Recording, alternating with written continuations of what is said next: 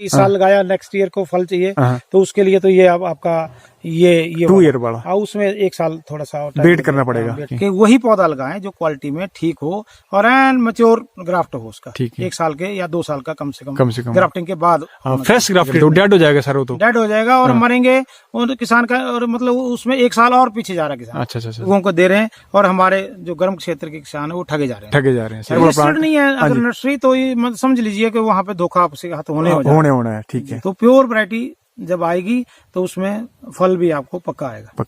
तो हेलो नमस्ते प्रणाम, मेरा नाम है सुनील ठाकुर और आप देख रहे हैं पहाड़ी जिंदाबाद। और दोस्तों, जैसे कि आप मेरे पीछे देख रहे हैं, आज हूं मैं Sharma biotech agree gold private limited में, जो मिनिस्ट्री ऑफ कॉर्पोरेट अफेयर से रजिस्टर्ड है। और ये वीडियो दोस्तों लाखों किसान भाइयों के लिए होने वाली है जो गर्म जलवायु वाले क्षेत्रों में सेब की खेती करना चाहते हैं। और सेब की खेती आप कैसे करें, क्या क्या आपको फॉलो करना चाहिए, क्या क्या नहीं करना चाहिए, वो सब कुछ नॉलेज इस वीडियो में आपको मिलेंगे दोस्तों। कौन कौन से प्लांट आपको लगाने चाहिए, क्या क्या एहतियात बनने चाहिए, किस किस केमिकल का यूज करना चाहिए, क्या मिट्टी का पीएच लेवल होना चाहिए, कौन सी फसल लगाने से, कौन से सेब के प्लांट लगाने से आपको ज्यादा प्रॉफिट होगा, ये सब कुछ सारे क्वेश्चन, इसके अलावा जो भी क्वेश्चन रहेंगे वो आप इस वीडियो के थ्रू देखेंगे। तो अपने वीडियो को अंत तक जरूर देखना है और शेयर जरूर करना है। आप सभी का किसान भाइयों का मैं आज यहाँ स्वागत करता हूँ। और Sharma biotech agree gold private limited में हम गर्म क्षेत्र के लिए टिश्यू कल्चर विधि द्वारा और सीडलिंग पे पौधे तैयार कर रहे हैं। वैसे तो हम बहुत सी फल पौधे जैसे आड़ू है, नाशपाती है, प्लम है, आलमंड बादाम है, अखरोट है, इस तरह के बहुत विभिन्न किस्मों पे सेब, ठंडे जलवायु का क्षेत्र है के सेब हैं, उन पे काम कर रहे हैं। परंतु आज जो स्पेशली किसानों के आग्रह पे बात करेंगे, जो हमारे गर्म क्षेत्र में पौधे, फल पौधे कैसे तैयार करें, कौन कौन सी किस्में वहां पर लगाएं और कैसा जलवायु वहां का होना चाहिए, पीएच कितनी होनी चाहिए, खाद कितनी लगानी, उस विषय पे आज यहाँ पे बात करेंगे। अब हमें डिफरेंस बताइए पहले कि ये जो टिश्यू कल्चर और सीडलिंग में मेन डिफरेंस क्या? टिश्यू कल्चर विधि का मतलब है जो टिश्यू लेके, हमारे जैसे रूट स्टॉक है, इनका टिश्यू लेके लेबोरेटरी के अंदर तैयार करते हैं। जो लेबोरेटरी के अंदर तैयार किया हुआ पौधा है उसमें बीमारी आने के चांसेस नहीं रहते, वायरस नहीं आने के चांसेस रहते, और वो बिल्कुल सारी कीटाणु रहित, बीमारी रहित रहता है। उसके ऊपर जब हम ग्राफ्टिंग करते हैं तो उससे जो पौधा खेत में लगाया जाता है तो उसमें बीमारियां बहुत कम से कम आएंगी। और साथ में जो उसका आकार है, जो हमारा सीडलिंग का पौधा है, उससे लगभग 10% तक ज्यादा बड़े आकार का, क्वालिटी ज्यादा बढ़िया रहती है और उसको हैंडल करना भी फील्ड में आसान रहता है। जहाँ पे हमारे सूखे क्षेत्र हैं उनके लिए सीडलिंग वाला पौधा रिकमेंडेड है। अच्छा। और जहाँ ज्यादा तूफान आते हैं वहां के लिए भी मैं सीडलिंग वाला पौधा रिकमेंड करूंगा।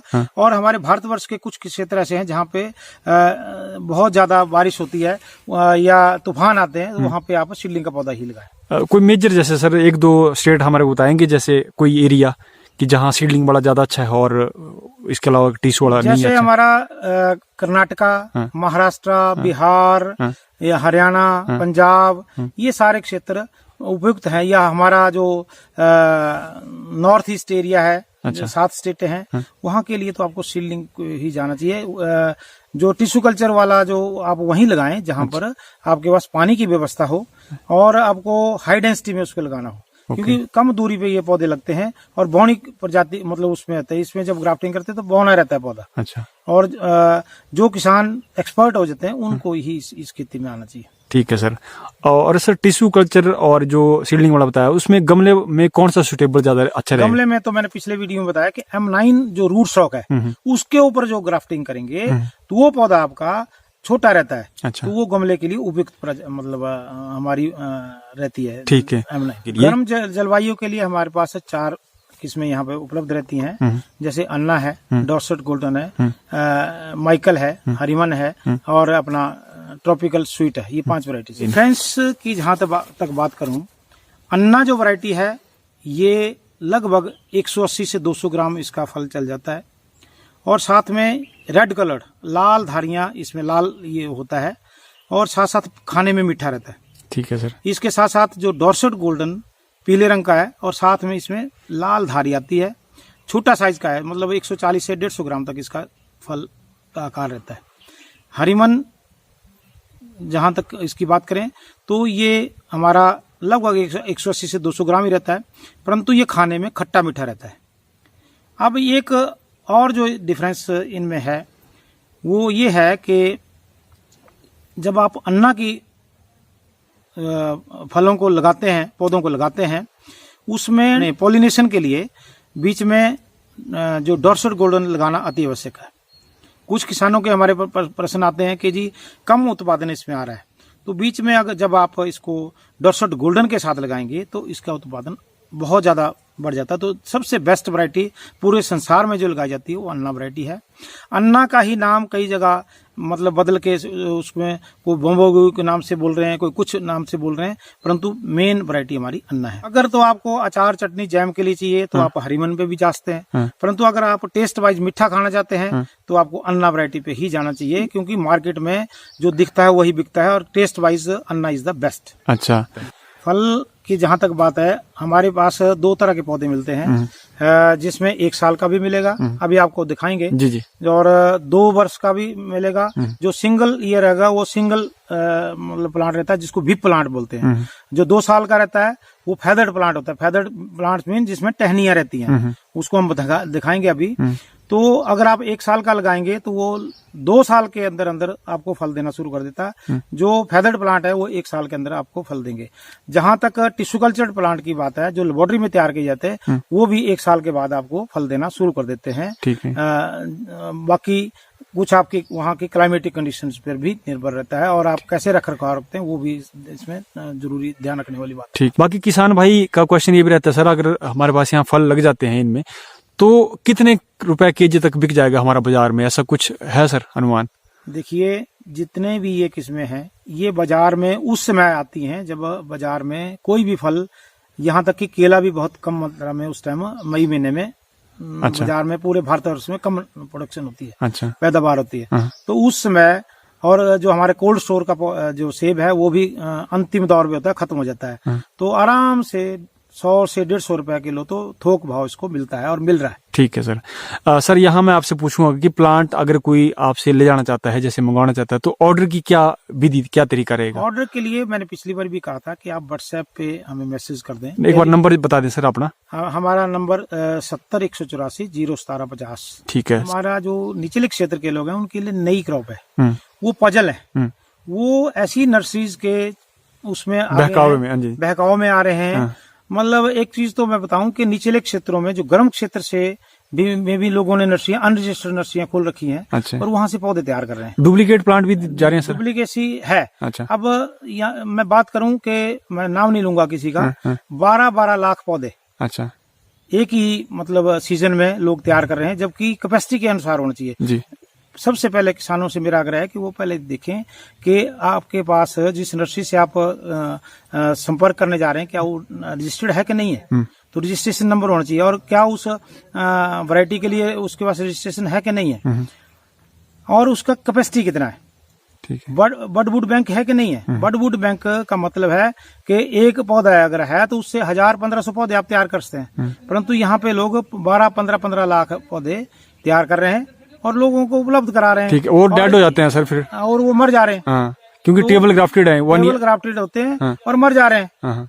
तो ये सिर्फ पैसे कमाने की इंडस्ट्री नहीं है। सिर्फ इसमें मेरा आग्रह ये रहेगा कि आप जो कम से कम ग्राफ्टिंग के बाद 1 साल का पौधा और या 2 साल का पौधा वो आप लें और उसका ऑर्डर आप हमें दें, हम उस तरह के पौधे देते हैं। हम ठीक है। यहाँ सर ने बड़ी अच्छी बात बताई दोस्तों। ऑर्डर आपको करना है तो आपने ऐसा करना है कि अपना कौन सा आपको प्लांट चाहिए उसको भेजना है, कितनी क्वांटिटी चाहिए। सर एक प्लांट भी दे देते हैं आपको, बाई ईयर आपको चाहिए, बाई ईयर देंगे डिलीवरी, और कौन से इलाके में चाहिए डिलीवरी चार्जेस भी सर बता देंगे आपको कितना आपके इलाके में पड़ेगा। उसमें ऐसा है कि जो कोरियर चार्जेस हैं, कोरियर चार्जेस बाई वेट लगते हैं इसमें। 1 किलो अगर आपका जाएगा तो लगभग 200 रुपया उसमें लगता है। अच्छा। और जो आपका मतलब मेन जैसी बात है सर, वेट पे डिपेंड करता है। वेट पे डिपेंड करेगा, जितना वेट ज्यादा होता जाएगा उतना आपके डिलीवरी चार्जेस कम होते हैं। ठीक है। एक बारी थोड़ा थोड़ा रेट हमारे को बता दो किसी भी प्लांट का, जैसे अन्ना का कितना रहेगा सर? अन्ना, डॉर्सेट गोल्डन, हरिमन, ये जो भी है हमारे जो भी गर्म क्षेत्र के, ये सब 100 रुपए का 1 साल का। 1 साल का पौधा मैं आपको दिखाता हूँ।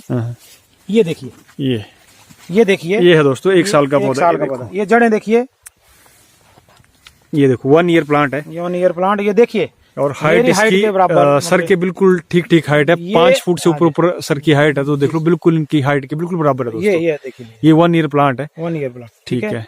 और हमारा जो 2 ईयर प्लांट है, ठीक है ये देखिए, जी। ये और ये इसकी जड़ें देख लो दोस्तों। ये देखिए, ये फेदर्ड प्लांट बोलते हैं इसको। ओके, ये 2 ईयर प्लांट है सर। 2 year plant. ठीक है। इसमें से कौन सा प्लांट सही रहेगा, 2 ईयर का, 1 ईयर का? दोनों अच्छे हैं। अच्छा। ये तो आपको मतलब कुछ लोग चाहते हैं कि इस साल लगाया, नेक्स्ट ईयर को फल चाहिए, तो उसके लिए तो ये आपका ये 2 ईयर वाला, उसमें 1 साल थोड़ा सा वेट करना पड़ेगा। ठीक ठीक। सीडलिंग पौधा है। Okay sir. ये जिसको फ्रेश ग्राफ्ट जो लोग दे रहे हैं ना, वो मैं बताता हूँ क्या करते हैं। ये उसकी फ्रेश ग्राफ्टिंग किया, ये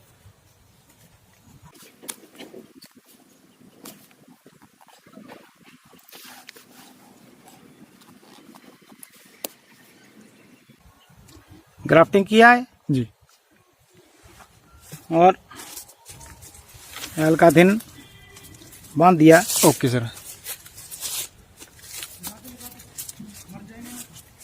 और इस पौधे को बस तुरंत अच्छा, पैकिंग करेंगे। अच्छा अच्छा। और जैसे आपने किया बिल्कुल फ्रेश ग्राफ्टेड भेज ये देते हैं। फ्रेश ग्राफ्टिंग और पेटी में डाल के इसको डिलीवर सेल आउट कर देते हैं। अच्छा। ज्यादा नर्सरी ये कर रही है, ये कर रही है। 12-12, 15-15 लाख पौधे उपलब्ध करा रही हैं, ठीक है। और किसान को 80 रुपए में दे रहे हैं। अब ये उसने क्या किया कि 10 प्लांट लिया, 5 डेड हो गए, तो कितने का 80 रुपए का पौधा मिल रहा है। 80 दूना 160, मतलब 160 रुपए में उसको पड़ गया। जबकि हम आपको 100 रुपए में पौधा उपलब्ध करा रहे हैं। वो भी मैंने जब आपको दिखाया, वो 1 साल के नर्सरी में उसकी देख रेख करने के बाद आपको उपलब्ध कराते हैं। ठीक है। तो मतलब ये थोड़े इस तरह का किसान ध्यान रखें ठीक है। कि वही पौधा लगाएं जो क्वालिटी में ठीक हो और एन मैच्योर ग्राफ्ट हो उसका। ठीक है। 1 साल के या 2 साल का कम से कम ग्राफ्टिंग के बाद। फ्रेश ग्राफ्टेड ना लेना, फ्रेश ग्राफ्टिंग तो मैं तो नहीं रिकमेंड नहीं करते, डेड हो जाएगा सर, वो तो डेड हो जाएगा और मरेंगे, और किसान का और मतलब उसमें 1 साल और पीछे जा रहा है किसान। अच्छा अच्छा अच्छा। तो बहुत नुकसान हो रहा है। ठीक है। तो ये और दो ज्यादातर क्या है,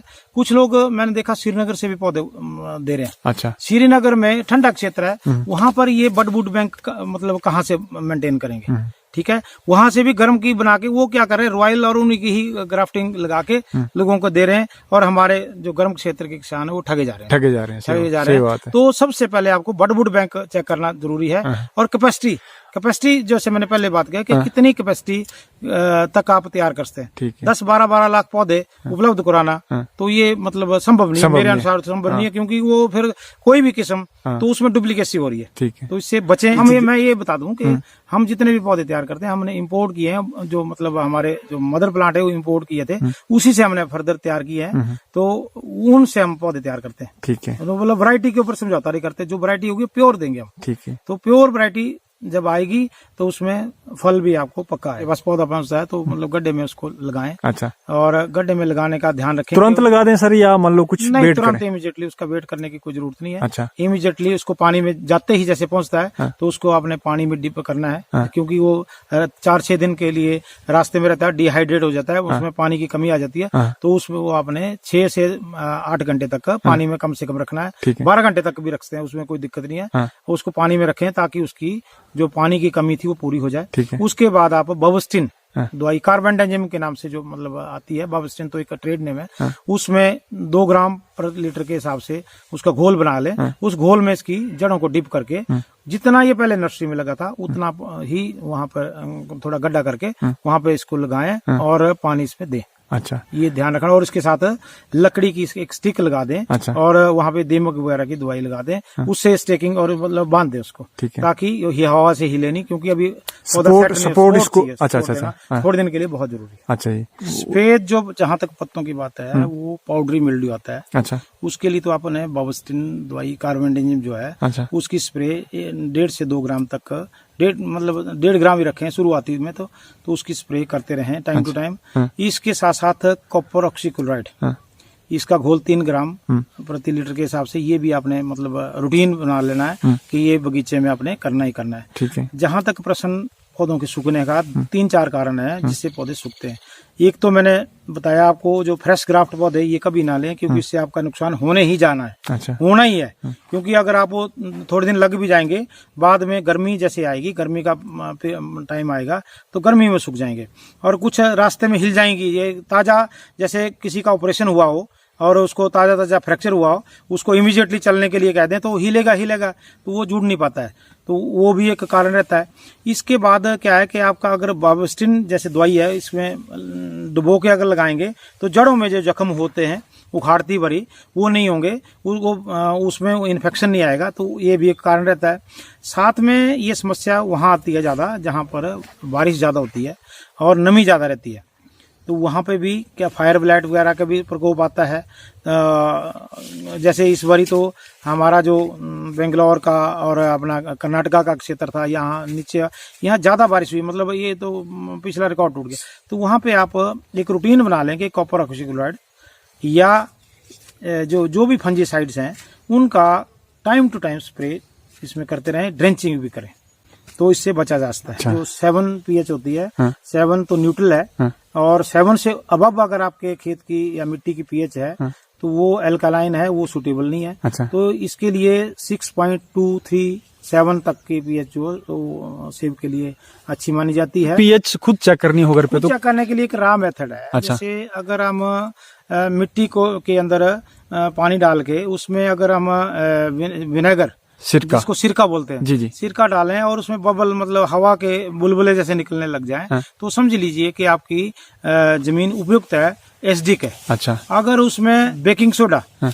जो आता है, जो पकाने का मीठा जी, सोडा जी, जिसको जी, बोलते हैं जी। हमारी अपनी भाषा में, हाँ। उसको में डालते हैं तो वो अल्कलाइन है। अच्छा। तो वो सूटेबल नहीं, उसमें भी बबल अगर आ जाते हैं तो वो समझ लीजिए कि वो अल्कलाइन है। ठीक है, तो एक छोटा सा थंब रूल है। जैसे आप कहीं पे चेक भी करा लेबोरेटरीज आजकल यूनिवर्सिटीज हैं, जी, जी, वहाँ जी। चेक करा सकते हैं। अगर वहां जाना सुटेबल ना हो, नहीं जा सके, तो घर पे ऐसे कर एक रॉ सकते हो। मेथड ये मैंने आपको ये बताया। थी बेकिंग सोडा से और सिरका से यूज करके।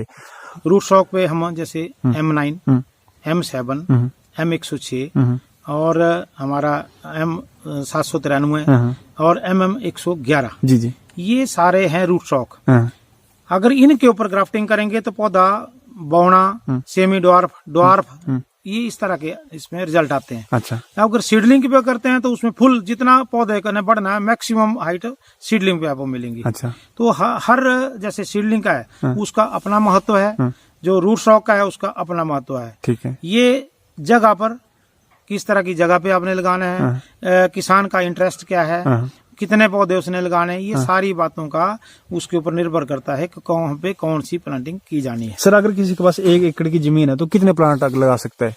अलग अलग विधि का अनुसार इसमें अलग अलग इसकी प्लांट डेंसिटी रहती है। जैसे हम नॉर्मल स्पेसिंग पे अगर पौधे लगाते हैं तो 330 तक पौधे आते हैं उसमें। अच्छा। ठीक है।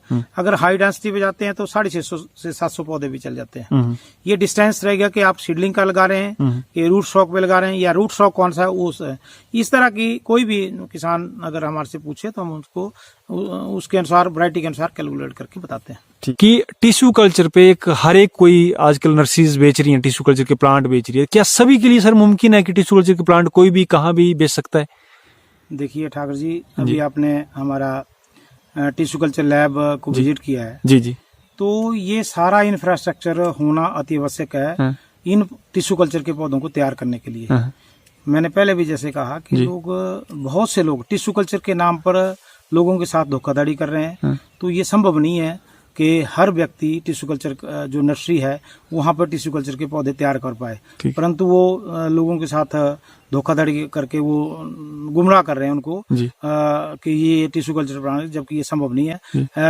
यहाँ पर हमारे जो हिमाचल है इसमें गिनी चुनी 3-4 लेबोरेटरी हैं जहाँ पर ये पौधे उपलब्ध रहते हैं। बाकी जो है ये थोड़ी धोखाधड़ी है किसानों के साथ। स्टॉक पे पौधे का साइज क्या होता है?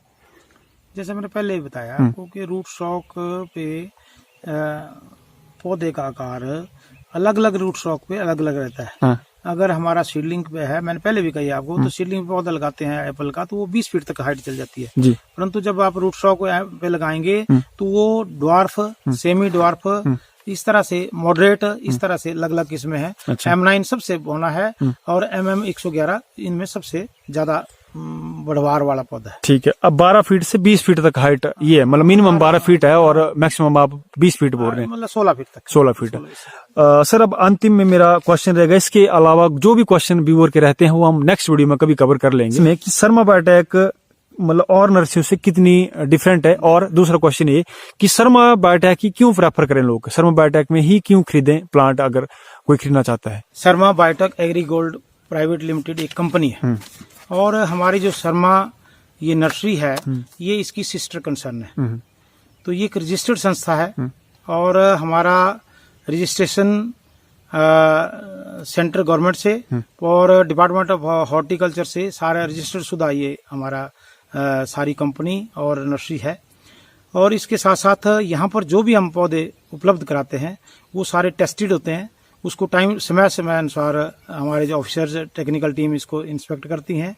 साथ में गुणवत्ता का विशेषकर ध्यान रखा जाता है इसमें और क्वालिटी मेंटेनेंस पे हम पूरा ध्यान देते हैं। क्वालिटी के साथ साथ हमने दरें बहुत मिनिमम प्राइस पे रखी है। जैसे 80 रुपए का फ्रेश ग्राफ्टेड पौधा लोग दे रहे हैं, हम 100 रुपए में पौधा आपको उपलब्ध कराते हैं। और जो टिश्यू कल्चर्ड प्लांट है वो 270 रुपए में देते हैं, ठीक है।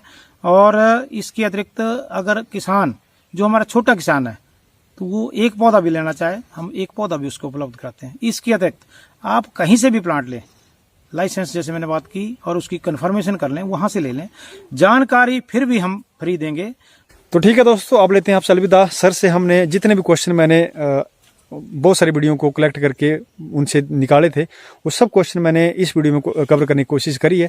तो इसके अलावा जो भी आपके क्वेश्चन रहते हैं, जो भी आपके इशू रहते हैं, कुछ भी, तो आप बेफिक्र होके सर के दिए गए व्हाट्सएप नंबर पे पूछ सकते हैं या इस वीडियो के कमेंट सेक्शन में पूछ सकते हैं दोस्तों, ताकि नेक्स्ट वीडियो हम जब बनाएं तो हमारे पास क्वेश्चन और रहें और आपकी सहायता हो सके। बाकी आपको ओरिजिनल प्लांट चाहिए, बेस्ट प्लांट चाहिए दोस्तों, तो आप शर्मा बायोटेक जरूर आपको रिकमेंड कर रहा हूँ। इनके पास आप जरूर कॉल करिए और आपको ओरिजिनल प्लांट की 100% गारंटी है। ठीक है दोस्तों, आप लेते हैं आपसे अलविदा। अब आई होप आपको हमारी वीडियो पसंद आएगी, पसंद आए तो कृपया चैनल को लाइक शेयर सब्सक्राइब करना ना भूलें। मिलते हैं आपसे नेक्स्ट दिन नेक्स्ट व्लॉग में, तब तक ध्यान रखें। जय हिंद, जय हिमाचल।